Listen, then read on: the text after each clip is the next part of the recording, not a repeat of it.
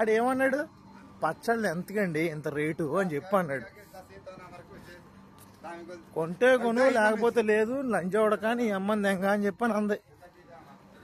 అయ్యే మాటలు ఒక మగాడిగా ఉండి మనం మాట్లాడితే ఒక్కొక్కరు ఎన్ని మాటలు మాట్లాడతారు. వచ్చేస్తారేక ఆడపిల్లనమ్మా నేను ఆడపిల్లనమ్మా, బాధపడకమ్మా నువ్వు బూతులు తిట్టకూడదమ్మా ఆడపిల్లని అని ప్రతి ఒక్కడు సాంగ్లు అట్టుకుని ప్లే కార్డులు పట్టుకుని ఓ ర్యాలీలు చేసి దెంగుతారు. అదే మరొక మగాడిని అంటే అంత చీపా. ఈ పచ్చళ్ళ కోసం అంటే లైఫ్లో సెటిల్ అవ్వాలంట, కోట్లు సంపాదించి దెంగాలంట. దీన్ని అమ్మ మరి ఈ పచ్చళ్ళు మనకి దొరకవు మరి మనకి ఏంతో అలా ఉంది.